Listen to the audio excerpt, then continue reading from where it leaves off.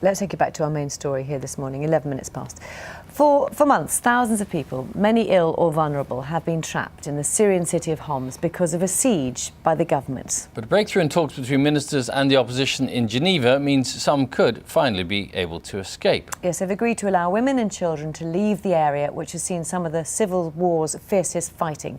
Dr. Munir Hakimi from the charity Syria Relief grew up in Homs and regularly travels back to the country to give medical help. A very good morning to you. Thanks very much for joining us. We've been speaking to our correspondent in Lebanon. So far, even though women and children will be allowed to leave the city of Homs, there's been no sign that's happening. True. I've been talking to my colleagues last night and this morning on my way to the studio. Unfortunately, no aid has managed to get in.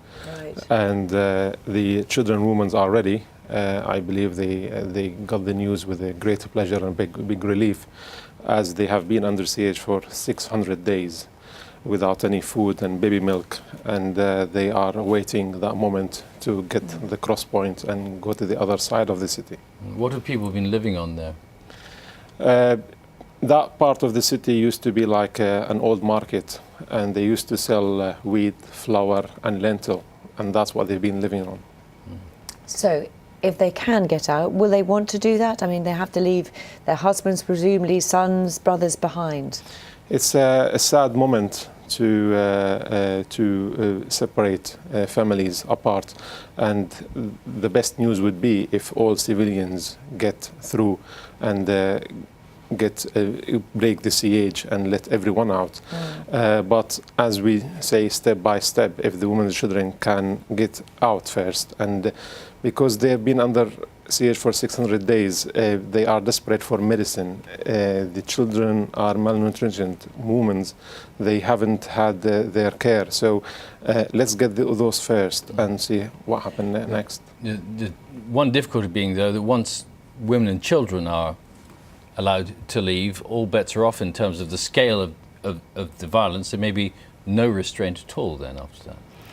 Well, because of Geneva talk, people are hoping that the negotiation will not stop here, and that will be the first step toward the humanitarian corridors. And that's what we're hoping. And that's, as humanitarian agencies, we've been asking for, get humanitarian corridors in action. Do you believe that the peace talks really are having an effect? Because Jim Muir in Beirut was saying a few minutes ago, actually, it's more to do with general work by the United Nations and other organisations rather than what's been talked about in Geneva. The reality is always different than what the press conferences, and they say that the convoys are ready. On the ground, it's completely different. I don't believe that everything they agree on will be implemented, and that's why we are very cautious about what they announce. I wouldn't get so excited about what they say in the press conference until it's really happening and it's applied on the ground. Completely different story when you come to implementing what they have agreed on. Do you fear for the people left behind in Homs? They have been left behind for months. We have been telling all humanitarian agencies, we've sent letters to the MPs. You can't, in the current climate, in the current time, to leave people not having food. I got the list what the people under siege want from Homs last night, and when I looked at it, it's something that we have every day. Flour. They didn't ask for a chicken, they didn't ask for meat. They said, just give us the basics.